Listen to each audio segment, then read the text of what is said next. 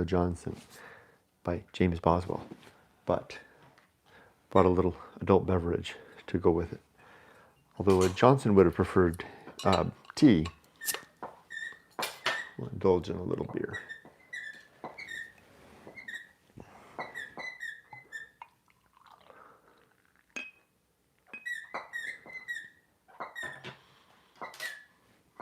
Cheers.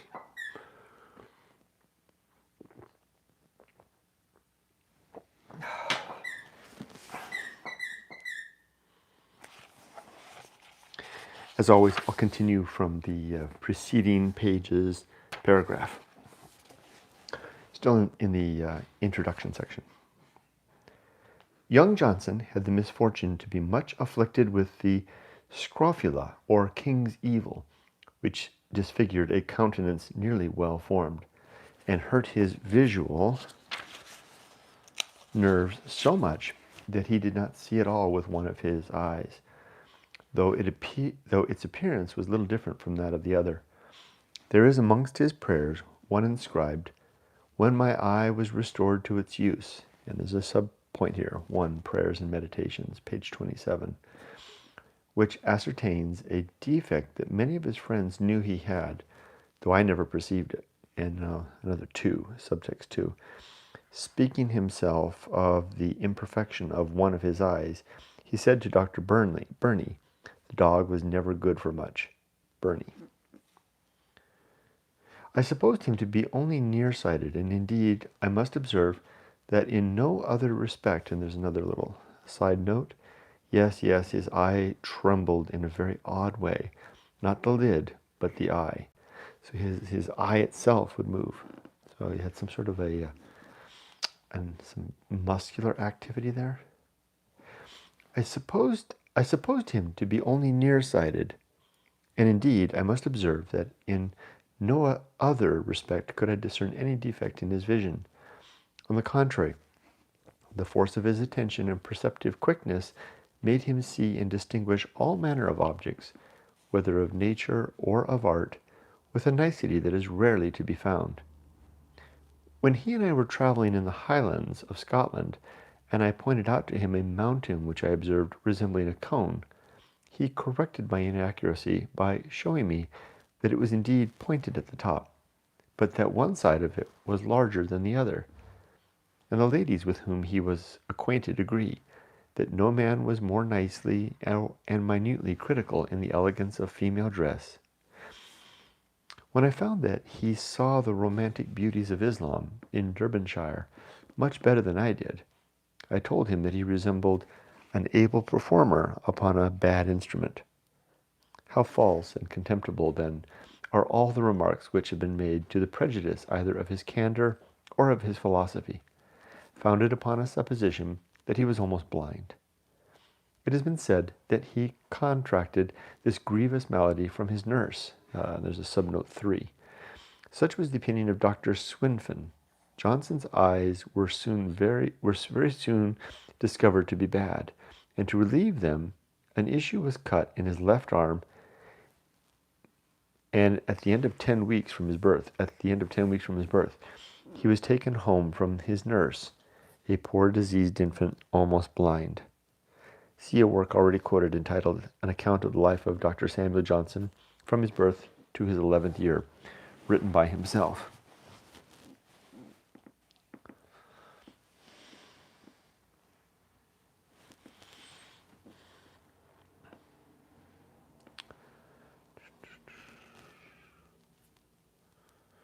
His mother, yielding to the superstitious notion, which it is wonderful to think prevailed so long in this country, as to the virtue of the regal touch, a notion which our kings encouraged, and to which a man of such inquiry and such judgment as Cartier would give credit, carried him to London, where he was actually touched by Queen Anne.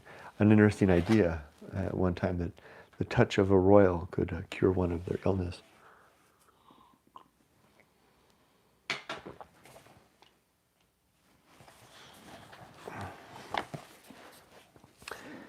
Mrs. Johnson, indeed, as Mr. Hector informed me, acted by the advice of the celebrated Sir John Floyer, then a physician in Lichfield. Johnson used to talk of this very frankly, and Mrs. Piozzi has preserved his very picturesque description of the scene, as it remained upon his fancy. Being asked if he could remember Queen Anne, he had, he said, a confused but somehow a sort of solemn recollection of the lady in diamonds and a long black hood. And there's a subitem 1, anecdotes, page 10. This touch, however, so his memory, he had the memory of the Queen.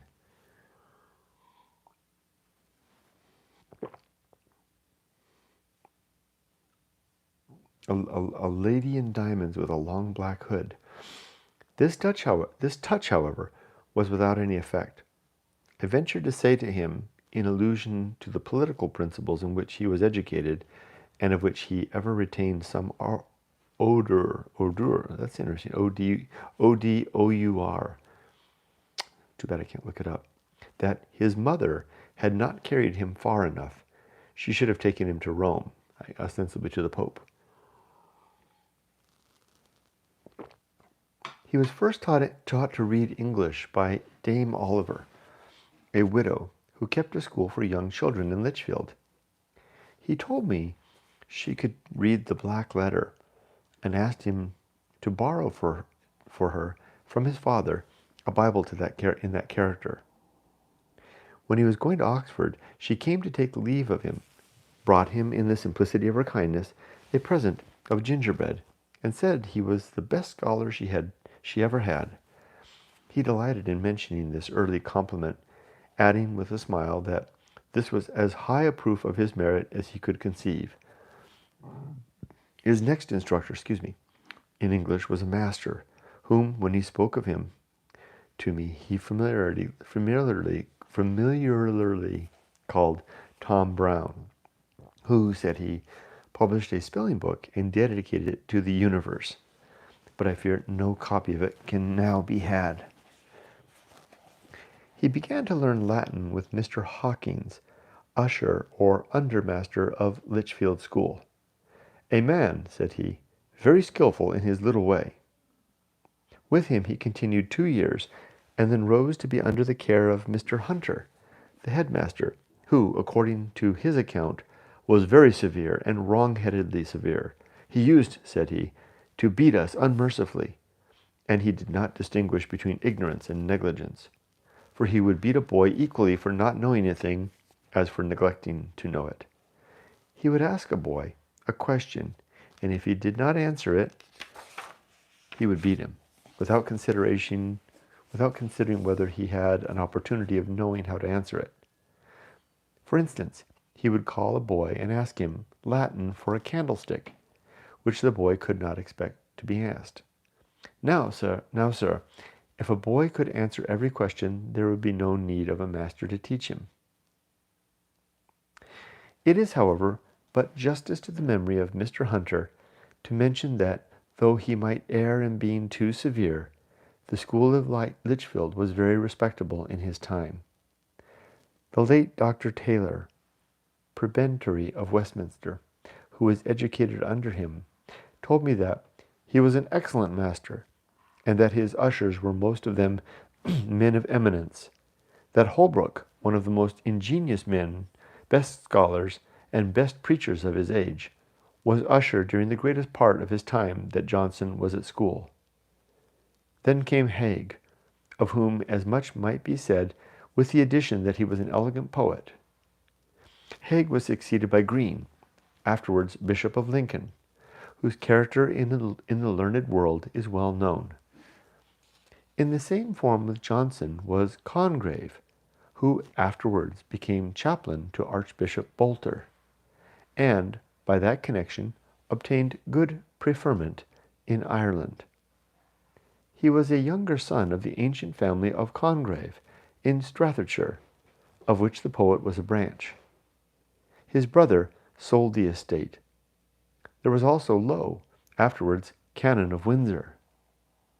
Indeed, Johnson was very sensible how much he owed to Mr. Hunter. Mr. Langton one day asked him how he had acquired so accurate a knowledge of Latin, in which, I believe, he was exceeded by no man of his time. He said, "My master whipped me very well. Without that, sir, I should have done nothing." He told Mr. Langton that while Hunter was flogging his boys unmercifully, he used to say, "And this I do to save you from the gallows." Johnson, upon all occasions, expressed his approbation of enforcing instruction by means of the rod. And here's a subtext 1. Johnson's observations to Dr. Rose on this subject may be found in a subsequent part of this work. See Volume 2, near the end of the year 1775. Hold on.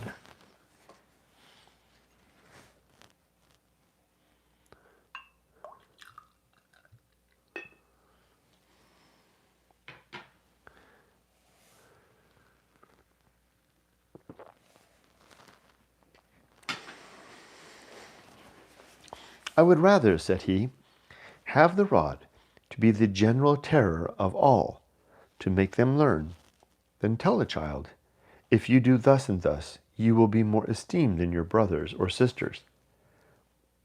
The rod produces an effect which terminates in itself.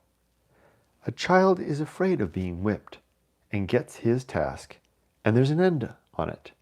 Whereas by exciting emulation and comparisons of superiority, you lay the foundation of lasting mischief. You make brothers and sisters hate each other." When Johnson saw some young ladies in Lincolnshire who were remarkably well behaved, owing to their mother's strict discipline and severe correction, he exclaimed in one of Shakespeare's lines, a little varied, subtext 1, more than a little, the line is in King Henry VI. "Sword, I will hollow thee for this thy deed. Rod, I will honor thee for this thy duty." Oh, I see. He's just taking the Shakespeare and changing it a little bit. That superiority over his fellows, which he maintained with so much dignity in his march through life, was not assumed from vanity and ostentation, but was the natural and constant effect of those extraordinary powers of mind of which he could not but be conscious by comparison. The intellectual difference, which in other cases of comparison of characters is often a matter of undecided contest, being as clear in his case as the superiority of stature in some men above others. Johnson did not strut or stand on tiptoe. He only did not stoop. From his earliest years, his superiority was perceived and acknowledged. He was from the beginning, and here's a bit of Greek I can't read, a king of men.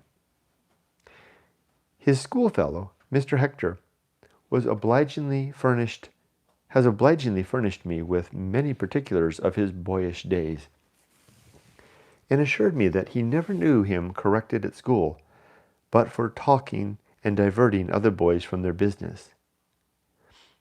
He seemed to learn by intuition, for though insolence and procrastination were inherent in his constitution, whenever he made an exertion, he did more than anyone else.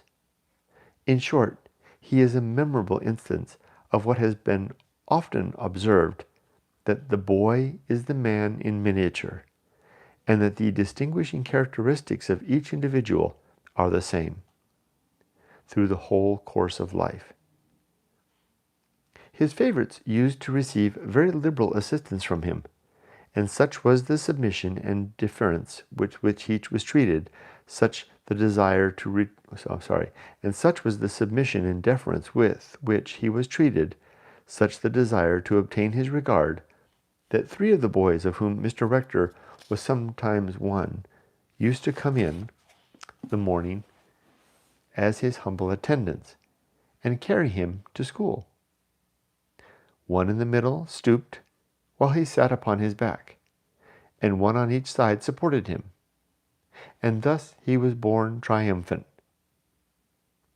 Such a proof of the early predominance of intellectual vigor is very remarkable, and does honor to human nature. Talking to me once himself of his being much distinguished at school, he told me, "They never thought to raise me by comparing me to anyone. They never said, 'Johnson is a good scholar,' as such a one, but such a one is as good a scholar as Johnson. And this was said but of one, but of Lowe, and I do not think he was as good a scholar."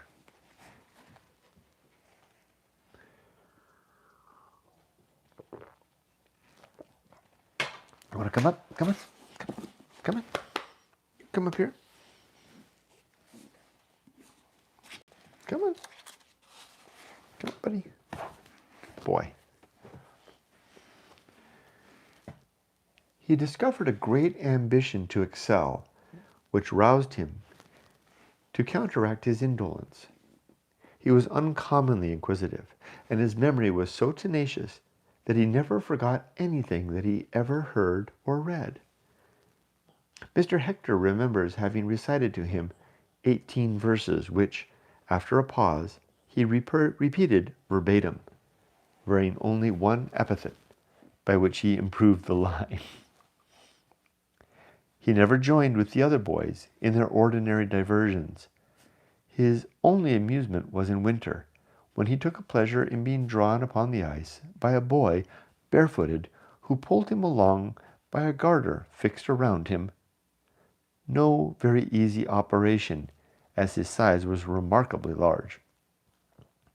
His defective sight, indeed, prevented him from enjoying the common sports, and he once pleasantly remarked to me how wonderfully well he had contrived to be idle without them.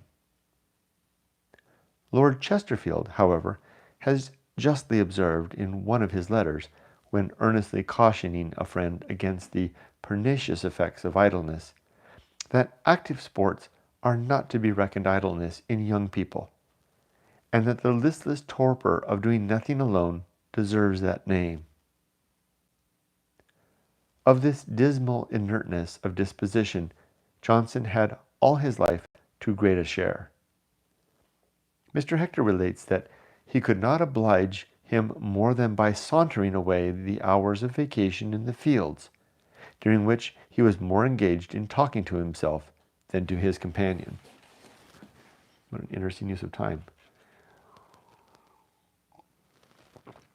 Dr. Percy, the Bishop of Dromore, who was long intimately acquainted with him, and has preserved a few anecdotes concerning him, regretting that he was not a more diligent collector, informs me that, when a boy, he was immoderately fond of reading romances of chivalry, and he retained his fondness for them through life, so that, adds his lordship, spending part of a summer at my parsonage house in the country, he chose for his regular reading the old Spanish romance of Felix Martyr of Hircania in folio, which he read quite through.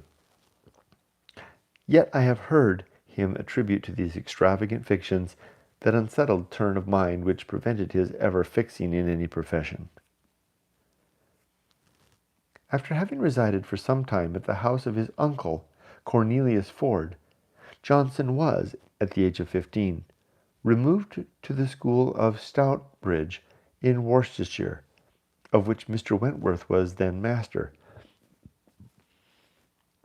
This step was taken by the advice of his cousin, the Reverend Mr. Ford, a man in whom both talents and good dispositions were disgraced by licentiousness, but who was a very able judge of what was right.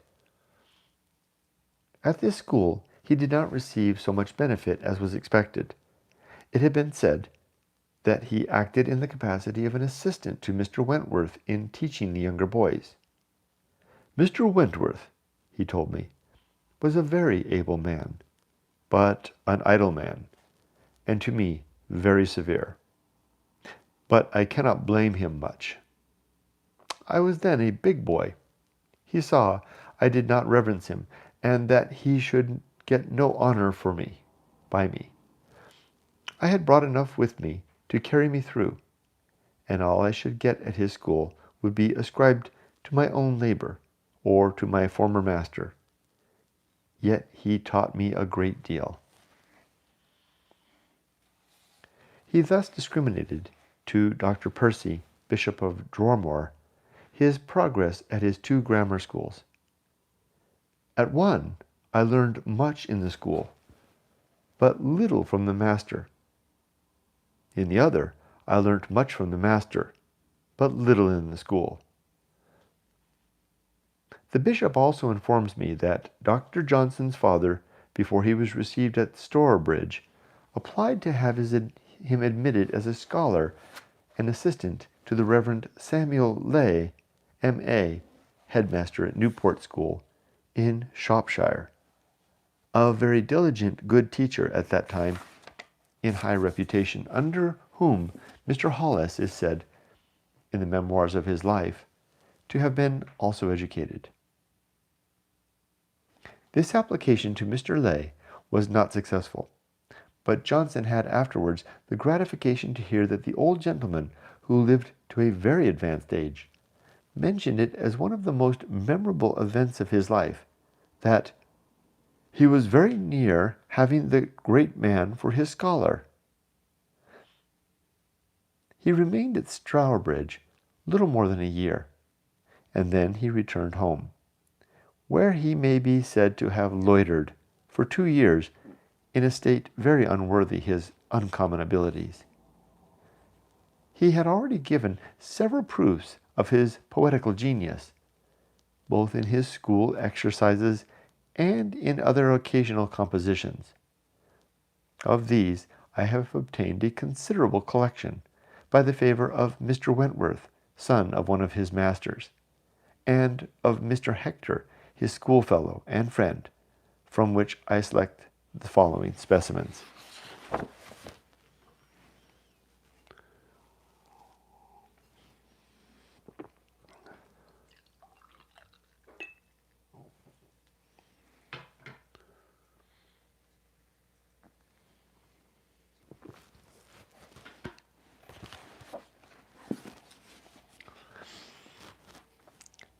Translation of Virgil, Pastoral 1. Melibcus. Now, Titius, you supine and careless lad, play on your pipe beneath this beechen shade, while wretched we about the world must roam, and leave our pleasing fields and native home. Here at your ease you sing your amorous flame, and the wood rings with Amaryllis' name. Tityrus. Those blessings, friend, a deity bestowed, for I shall never think him less than God. Oft on his altar shall my firstlings lie, their blood the consecrated stones shall dye. He gave my flocks to graze the flowery meads, and me to tune at ease the unequalled reeds. Melibcus. My admiration only I expressed, no spark of envy harbors in my breast, that, when confusion o'er the country reigns, to you alone this happy state remains. Here I thought the faint, here I, though faint myself, must drive my goats far from their antient fields and humble cots. This scarce I lead, who left on yonder rock 2 tender kids, the hope of all the flock. Had we not been perverse and careless grown, this dire event by omens was foreshown. Our trees were blasted by the thunder stroke, and left-hand crows from the old hollow oak foretold the coming evil by their dismal croak.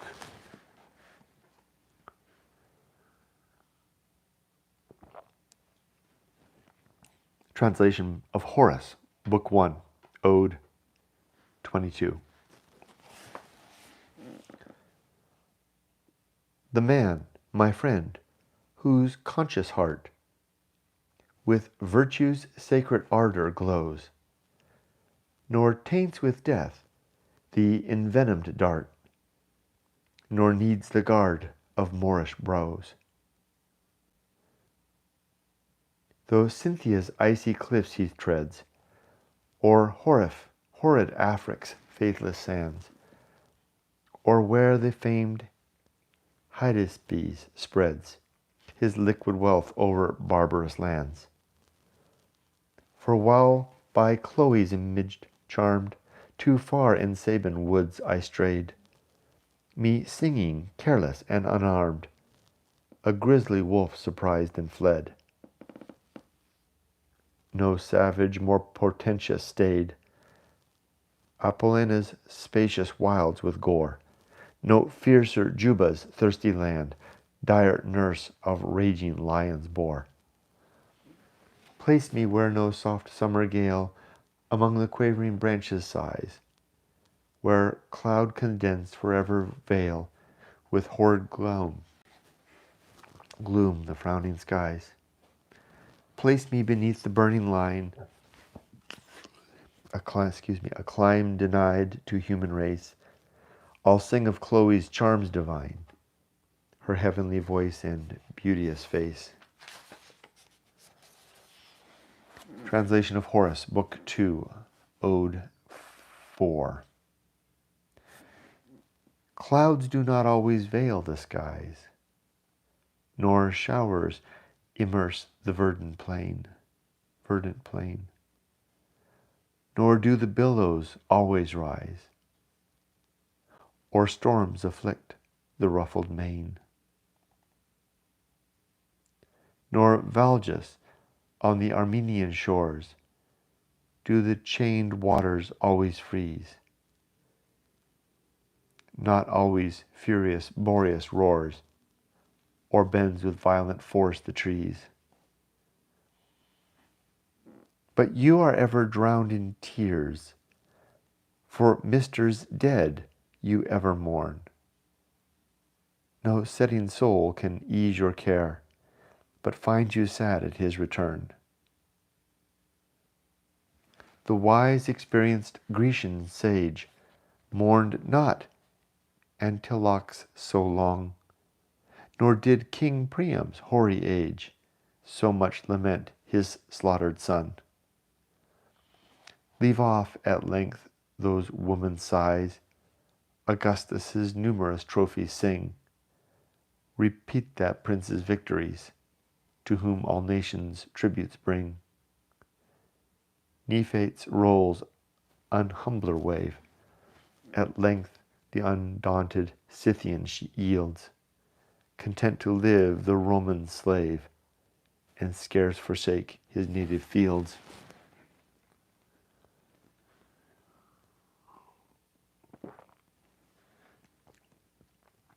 Translation of part of the dialogue between Hector and Andromachar from the 6th book of Homer's Iliad. She ceased. Then godlike Hector answered kind, his various plumage sporting in the wind. That post and all the rest shall be my care, but shall I then forsake the unfinished war? How would the Trojans brand great Hector's name, and one base action sully all my fame? Acquired by wounds and battles bravely fought, oh, how my soul abhors so mean a thought! Long since I learned to slight this fleeting breath, and view with cheerful eyes approaching death. The inexorable sisters have decreed that Priam's house and Priam's self shall bleed. The day will come in which proud Troy shall yield, and spread its smoking ruins o'er the field. Yet Hecuba's, nor Priam's hoary age, whose blood shall quench some Grecian thirsty rage, nor my brave brothers that have bit the ground, their souls dismissed through many a ghastly wound, can in my bosom half that grief create, as the sad thought of your impending fate, When some proud Grecian dame shall tasks impose, mimic your tears and ridicule your woes. Beneath Hyperion's waters shall you sweat, and fainting scarce support the liquid yet weight. Then shall some aggrieved loud insulting cry, Behold the wife of Hector, guard of Troy. Tears at my name shall drown those beauteous eyes, and that fair bosom heave with rising sighs. Before that day, by some brave hero's hand, may I lie slain and spurn the bloody sand.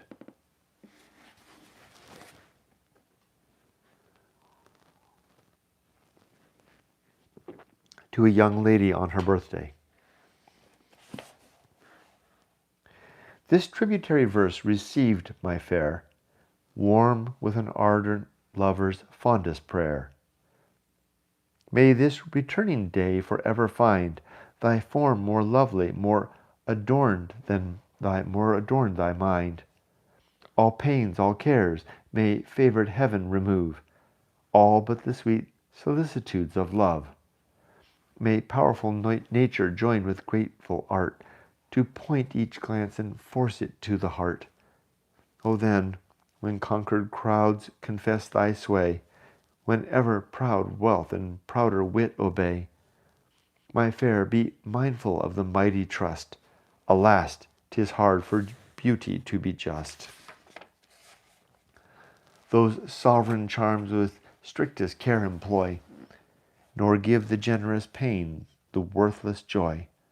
With his own form acquaint the forward fool, shone in the faithful glass of ridicule. Teach mimic censure her own faults to find. No more let coquettes to themselves be blind. So shall Belinda's charms improve mankind. The young author. When first the peasant, long inclined to roam, forsakes his rural sports and peaceful home, pleased with the scene the smiling ocean yields, he scorns the verdant meads and flowering fields. Then dances jocund over the watery way, while the breeze whispers and the streamers play. Unbounded prospects in his bosom roll, and future millions lift his rising soul. In blissful dreams he digs the golden mine, and raptured sees the new-found ruby shine. Joys insincere, thick clouds invade the skies. Loud roar the billows, high the waves arise. Sickening with fear, he longs to view the shore, and vows to trust the faithless deep no more. So the young author, panting after fame, and the long honors of a lasting name, entrusts his happiness to humankind, more false, more cruel than the seas or wind. Toil on, dull crowd, in anxieties he cries, for wealth or title perishable prize, while I those transitory blessings scorn, secure of praise from ages yet unborn. This thought once formed, all counsel comes too late. He flies to press, and hurried on his fate. Swiftly he sees the imagined laurels spread, and feels the unfading wreath surround his head. Warned by another's fate, vain youth, be wise. Those dreams were settles once, and Ogilby's. The pamphlet spreads, incessant hisses rise, to some retreat the baffled writer flies, where no sour cricters snarl, no sneers molest, safe from the tart lampoon and stinging jest. There begs of heaven a less distinguished lot, glad to be hid and proud to be forgot.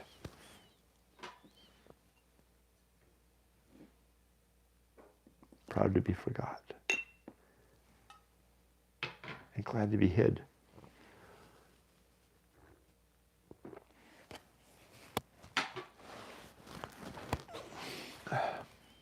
Epilogue.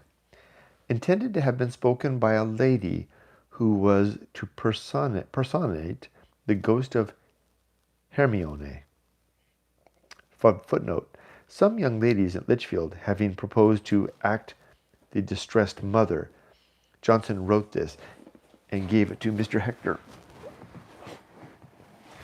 to convey it privately to them. Ye blooming train, who give despair of joy, bless with a smile or with a frown destroy, in whose fair cheeks, destructive cupids wait, and with unerring shafts distribute fate, whose snowy breasts, whose animated eyes, each youth admires, through each admirer dies, though each admirer dies. Whilst you deride their pangs and barbarous play, unpitying see them weep and hear them pray, and unrelenting sport 10,000 lives away. For you, ye fair, I quit the gloomy plains, where sable night in all her horror reigns. No fragrant bowers, no delightful glades receive the unhappy ghosts of scornful maids. For tender nymphs the myrtle blooms, and weaves her bending bough in pleasing glooms. Perennial roses deck each purple vale, and scents ambrosial breath in every gale. Far hence are banished vapours, spleen and tears, tea, scandal, ivory teeth, and languid airs. No pug, no favourite Cupid there enjoys the balmy kiss for which poor Thyras dies.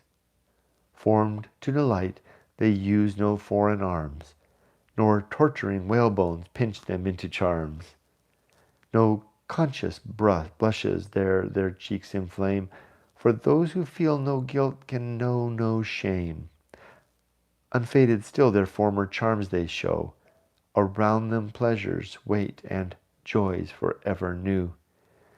But cruel virgins meet severer fates, expelled and exiled from the blissful seats, to dismal realms and regions void of peace, where furies ever howl and serpents hiss.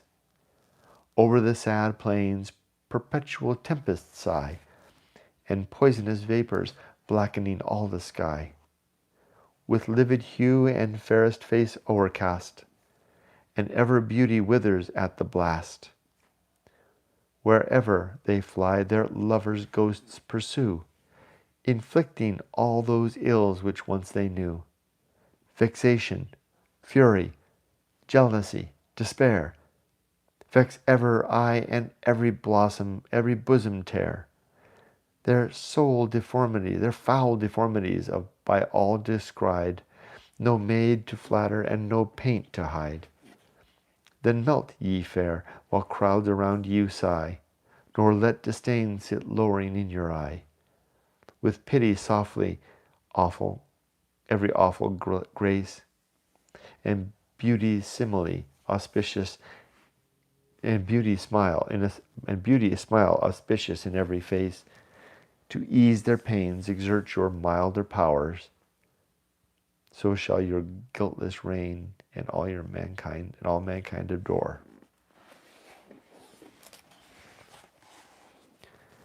The 2 years which he spent at home, after his return from Stourbridge, he passed in what he thought idleness, and was scorned by his father for his want of steady application.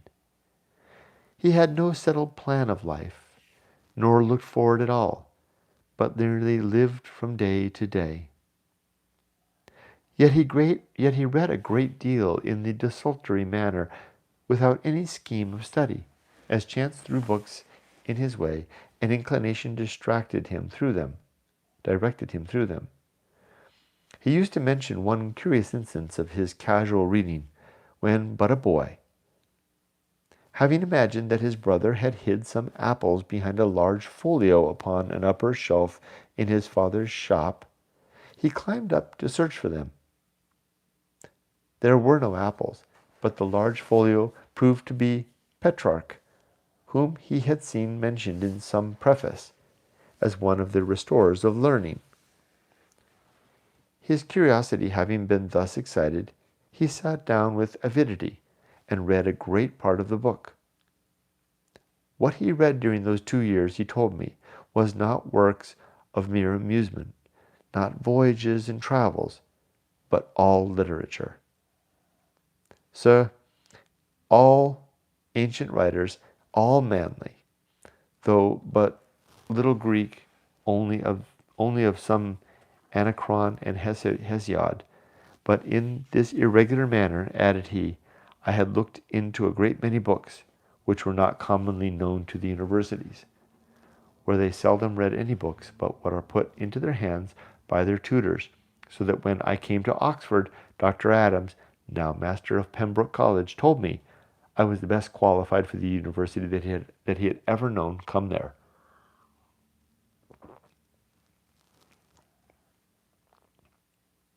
In estimating the progress of his mind during those 2 years, as well as in future periods of his life, we must not regard his own hasty confession of idleness. For we see when he explains himself that he was acquiring various stores, and, indeed, he himself concluded the account with saying, I would not have you think I was doing nothing then.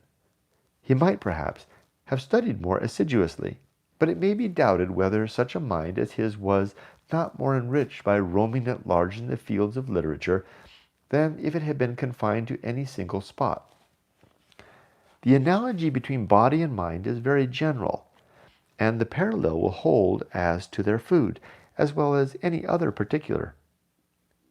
The flesh of animals who feed excursively is allowed to have a higher flavor than that of those who are cooped up. May there not be the same difference between men who read as their taste prompts and men who are confined in cells and colleges to stated tasks? Interesting. That a man in Mr. Michael Johnson's circumstances should think of sending his own son to the expensive University of Oxford at his own charge seems very improbable. The subject was too delicate to question Johnson upon, but I have been assured by Dr. Taylor that the scheme never would have taken place had not the gentleman of Shropshire, one of his schoolfellows, spontaneously undertaken to support him at Oxford in the character of his companion, though, in fact, he never received any assistance whatsoever from that gentleman. He, however, went to Oxford, and was entered a commoner of Pembroke College on the 31st of October, 1728, being then in his 19th year. The Reverend Dr. Adams, who afterwards presided over Pembroke College with universal esteem, told me he was present and gave me some account of what passed on the night of Johnson's arrival at Oxford. Wow. On that evening, his father, who had anxiously accompanied him, found means to have him introduced to Mr. Jordan, who was to be his tutor. His being put under any tutor reminds us of what Wood says of Robert Burton, author of The Anatomy of Melancholy. When elected student of Christ Church, for form's sake, though he wanted not a tutor, he was put under the tuition of Dr. John Bancroft, afterwards Bishop of Oxon. His father seemed very full of the merits of his son, and told the company he was a good scholar and a poet, and wrote Latin verses. His figure and manner appeared strange to them, but he behaved modestly and sat silent till upon something which occurred in the course of conversation he suddenly struck in and quoted Macrobius, and thus he gave the first impression of that more extensive reading in which he had indulged himself. His tutor, Mr. Jordan, fellow of Pembroke, was not, it seems, a man of such abilities as we should conceive requisite for the instructor of Samuel Johnson, who gave me the following account of him. He was a very worthy man, but a heavy man, and I did not profit much from his instructions. Indeed, I did not attend him much. The first day after I came to college, I waited upon him, and then stayed away 4. On the 6th, Mr. Jordan asked me why I had not attended. I answered I had been sliding in Christchurch Meadow. He actually answered that. And this, I said, with so much nonchalance as I am now talking to you. I had no notion that I was wrong or irreverent to my tutor. Boswell. That, sir, was great fortitude of mind. Johnson. No, sir. Stark insensibility. I've heard that story related before. You know, he chose to newly admitted to Oxford, and he chooses to go sledding rather than to attend his lectures and to tell the professor as much. Only 19. The 5th of November was at that time kept with great solemnity at Pembroke College, and exercises upon the subject of the day were required. Johnson neglected to perform his, which is much to be regretted, for his vivacity of imagination and force of language would probably have produced something sublime upon the gunpowder plot. Wow. To apologize for his neglect, he gave in a short copy of verses entitled Somnium, containing a common thought, that the muse had come to him in his sleep and whispered that it did not become him to write on such subjects as politics. He should confine himself to humbler themes.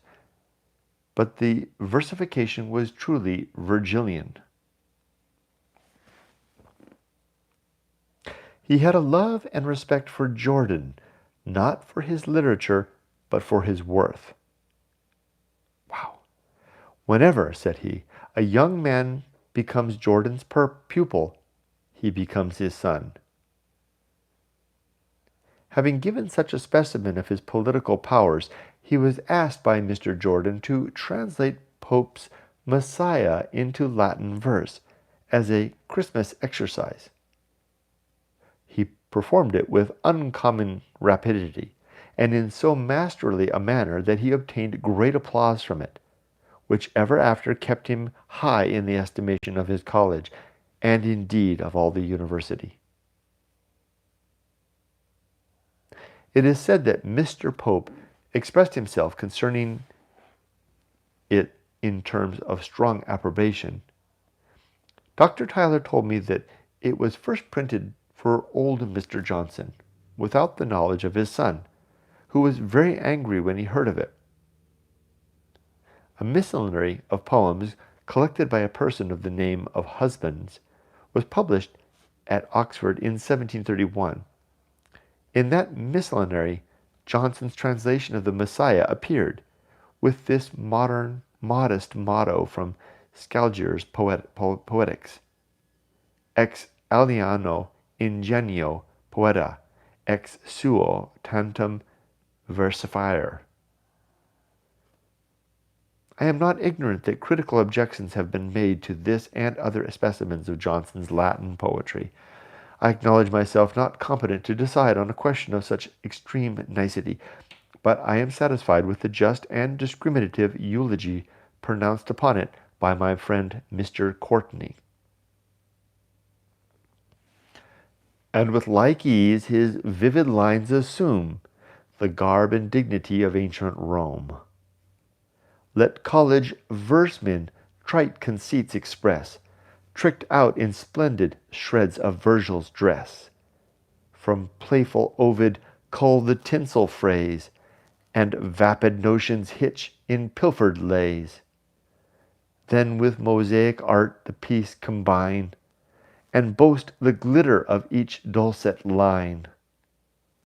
Johnson adventured bodily to transfuse his vigorous sense into the Latin muse, aspired to shine by unreflected light, and with a Roman ardor think and write. He felt the tuneful nine his breast inspire, and like a master waked the soothing lyre.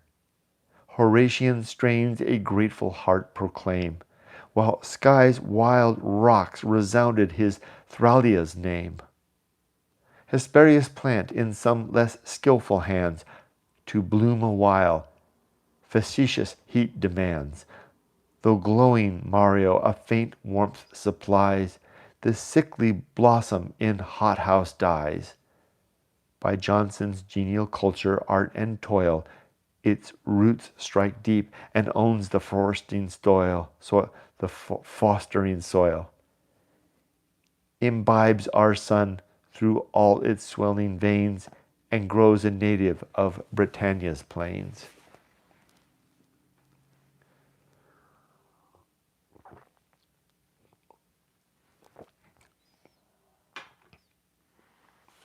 The morbid melancholy which was lurking in his constitution, and to which we may ascribe those particularities that aversion to regular life which at the very early period marked his character, gathered such strength in his 20th year as to affect him in a dreadful manner, referring to Johnson's depression in his early 20s,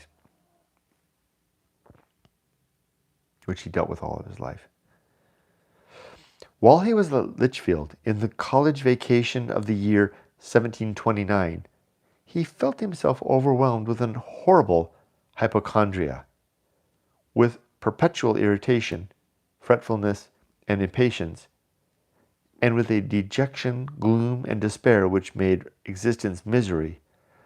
From this dismal malady he never afterwards was perfectly relieved, and all his labors and all his enjoyments were but temporary interruptions of its baleful influence. Man, how wonderful, how unsearchable are the ways of God! Johnson, who was blessed with all the powers of genius and understanding in a degree far above the ordinary state of human nature, was at the same time visited with a disorder so afflictive that they who know it by dire experience will not envy his exalted endowments. That it was, in some degree, occasioned by a defect in his nervous system, that inexplicable part of our frame, appears highly probable. He told Mr. Paradise that he was sometimes so languid and inefficient that he could not distinguish the hour upon the town clock. And yet, he did what he did. And Boswell knows he suffered from this morbid melancholy himself. Johnson, upon the first violent attack of this disorder, strove to overcome it by forcible exertions. He frequently walked to Birmingham and back again, and tried many other expeditions, but all in vain. His expression concerning it to me was, "I did not then know how to manage it." His distress became so intolerable that he applied to Dr. Swinfen, physician in Lichfield, his godfather, and put into his hands a state of his case, written in Latin. Dr. Swinfen was so much struck by the extraordinary acuteness, research, and eloquence of this paper that in his zeal for his godson he showed it to several people. His daughter, Mrs. Desmoulins, who was many years humanely supported by Dr. Johnson's house in London, told me that upon his discovery that Dr. Swinfen had communicated his case, he was so much offended that he was never afterwards fully reconciled to him. He indeed had good reason to be offended, for though Dr. Swinfen's motive was good, he inconsiderately betrayed a matter deeply interesting and of great delicacy, which had been entrusted to him in confidence, and exposed a complaint of his young friend and patient, which, in the superficial opinion of the geniality of mankind, is attended with contempt and disgrace. Amazing that you would think that a doctor would know better, and I guess standard change. But let not little men triumph upon knowing that Johnson was an hypochondriac, was subject to what the learned, philosophical, and pious Dr. Cheney has so well treated under the title of the English malady. Though he suffered severely from it, he was not therefore degraded. The powers of his great mind might be troubled, and their full exercise suspended at times, but his mind itself was ever entire. As a proof of this, it is only necessary to consider that, when he was at the very worst, he composed that state of his own case which showed an uncommon vigor, not only of fancy and taste, but of judgment. I am aware that he himself was too ready to call such a complaint by the name of madness, in conformity with which notion he was traced by its graduations, with exquisite nicety, in one of the chapters of his Raciales, one of his books. But there is surely a clear distinction between a disorder which affects only the imagination and spirits, while the judgment is sound, and a disorder by which the judgment itself is impaired. This distinction was made to me by the late Professor Gabius of Leyden, physician to the Prince of Orange, in a conversation of which I had with him, several years ago. And he expanded it thus, if, said he, a man tells me that he is grievously disturbed, for that he imagines he sees a ruffian coming against him with a drawn sword, though at the same time he is conscious it is a delusion, I pronounce him to have a disordered imagination. But if a man tells me that he sees this, and in consternation calls to me to look at it, I pronounce him to be mad. It is a common effect of low spirits or melancholy to make those who are afflicted with it to imagine that they are actually suffering those evils which happen to be the most strongly presented to their minds. Pardon me. Some have fancied themselves to be depraved by the use of their limbs, some to labor under acute disease, others to be in extreme poverty, when in truth there was not the least reality in any of these suppositions, so that when the vapors were dispelled, they were convinced of the delusion. To Johnson, whose supreme enjoyment was the exercise of his reason, the disturbance or obscuration of that faculty was the evil most to be dreaded. Insanity, therefore, was the object of his most dismal apprehension, and he fancied himself seized by it, or approaching to it, at the very time when he was giving proofs of a more than ordinary soundness and vigor of judgment. That his own diseased imagination should have so far deceived him, is strange. But it is stranger still that some of his friends should have given credit to his groundless opinion, when they had such undoubted proofs that it was totally fallacious, though it is by no means surprising that those who wished to deprecate him should, since his death, have laid hold of this circumstance and insisted upon it with unfair aggravation. Amidst the oppression and distraction of a disease which very few have felt in its full extent, but many have experienced in a slighter degree, Johnson, in his writings and in his conversation, never failed to display all the varieties and intellectual excellence. In his march through this world to a better, his mind still appeared grand and brilliant, and impressed all around him with the truth of Virgil's noble sentiment, ingenius est oleus vigor et salacius oriago. The history of his mind as to religion is an important article. I have mentioned the early impressions made upon his tender imagination by his mother, who continued her pious cares with assiduity, but in his opinion, not with judgment. Sunday, said he, was a heavy day to me when I was a boy. My mother confined me on that day and made me read The Whole Duty of Man, from a great part of which I could derive no instruction.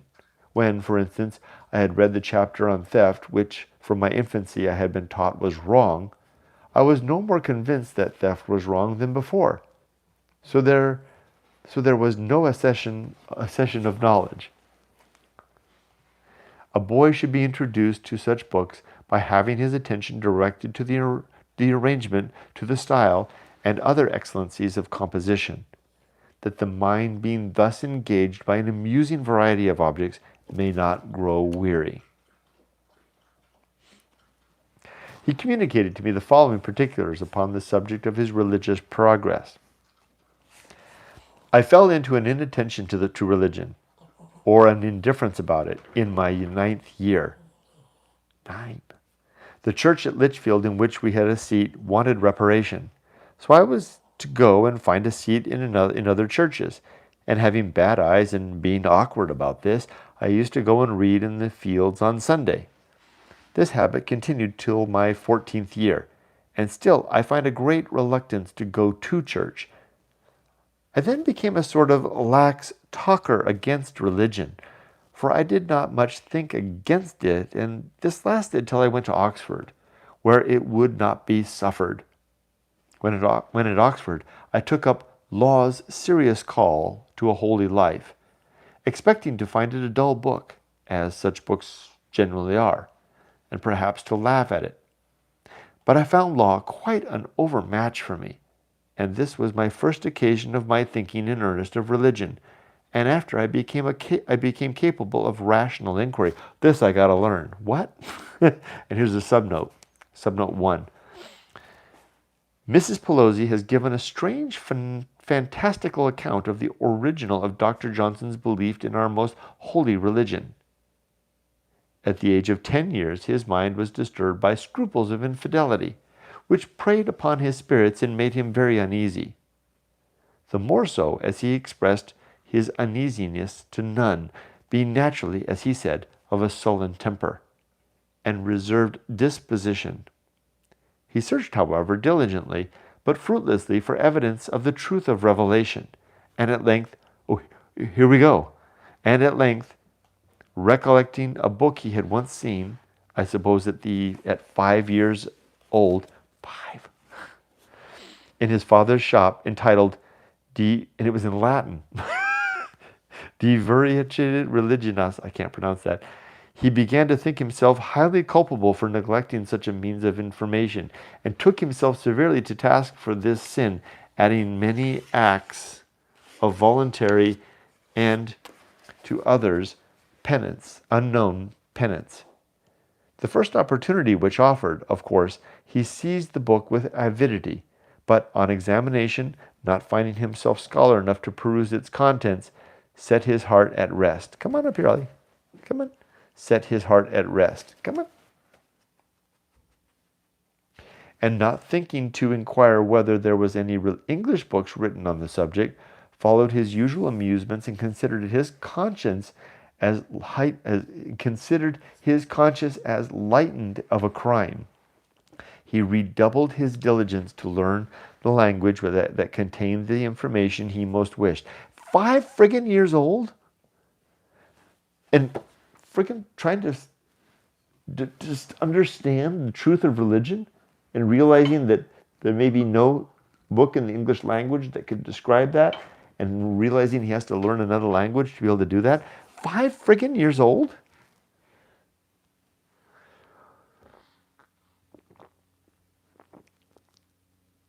He redoubled his diligence to learn the language that contained the information he most wished, but from the pain which guilt, namely having omitted to read what he did not understand, had given him, he now began to deduce the soul's immortality, a sensation of pain in this world being an unquestionable proof of existence in another.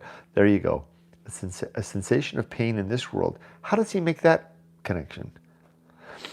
Which was the point that belief first stopped at, and from that moment resolving to be a Christian, became one of the most zealous and pious ones of our nation ever produced. Anecdotes, page 17. This is one of the numerous misrepresentations of this lively... Wait, what? That's something else. Maybe he's criticizing Mrs. Piozzi. This is one of the most numerous misrepresentations of this lively lady, which it is worthwhile to correct. For if credit should be given to such a childish, irrational, and ridiculous statement of the foundation of Dr. Johnson's faith in Christianity, how little credit would do to it. Mrs. Piozzi seems to wish that the world should think Dr. Johnson was also under the influence of that easy logic, in Latin, stu pro ratio voluntaris. So this is, Boswell seems to be saying that, calling into question Mrs. Piazzi's story. So that's not Johnson saying that about himself. That's Mrs. Piazzi saying something about Johnson. So it could be just, we have to question it. From this time forward, religion was the predominant object of his thoughts, though with just sentiments of a conscientious Christian. He lamented that his practice of its duties fell far short of what it ought to be. This instance of a mind such as that of Johnson, being first disposed by an unexpected incident to think with anxiety of the momentous concerns of eternity and of what he should do to be saved, may forever be produced in opposition to the superficial and sometimes profane contempt that has been thrown upon those occasional impressions which it is certain many Christians have experienced, though it must be acknowledged that weak minds, from an erroneous supposition that no man is in a state of grace who has not felt a particular conversion,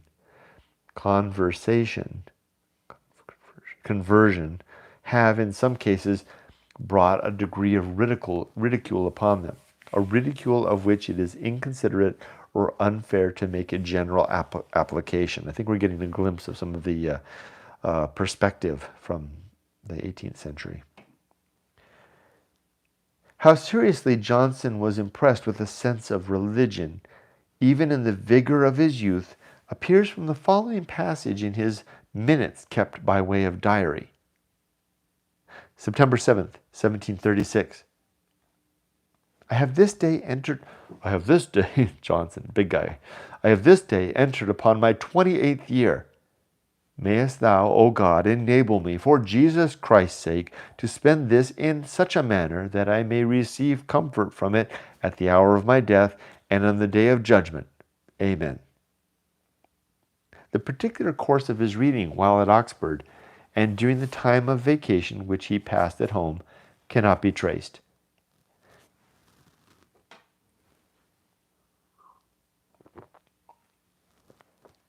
Enough has been said of his irregular mode of study.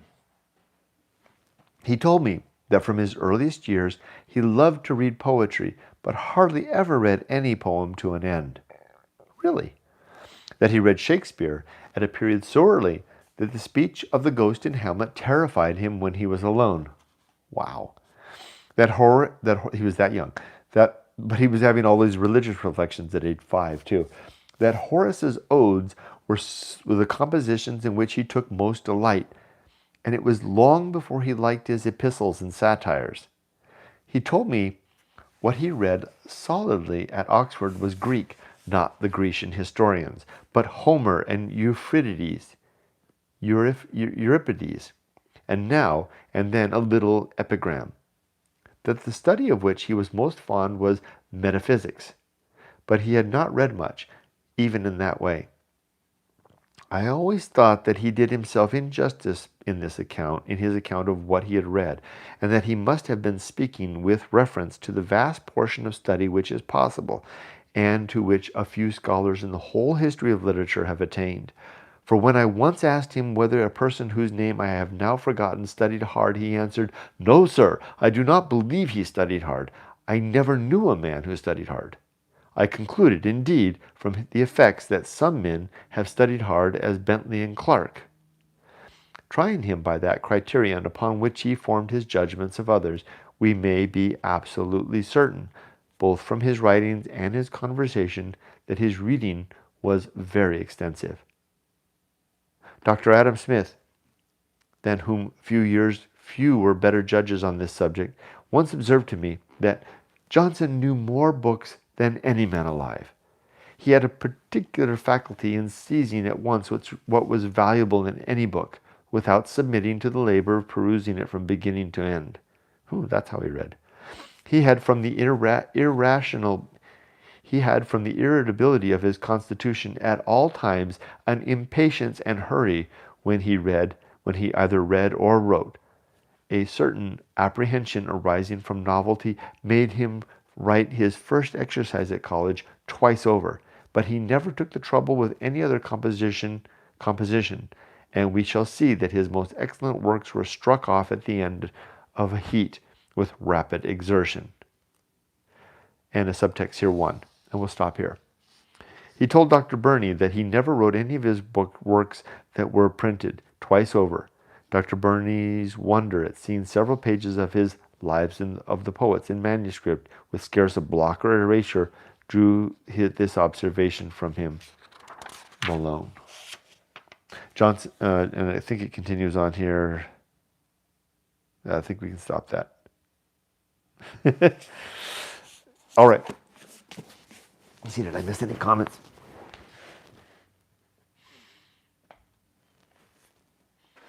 I can confirm, Robert says, I can confirm the statement guilt was used in an attempt to control and I became immune to it. And once that happened, shame no longer visited. Awesome. All right, well, let's call it a quits. Thanks for joining me for some more reading of the life of Samuel Johnson. We'll carry on next time. Take care.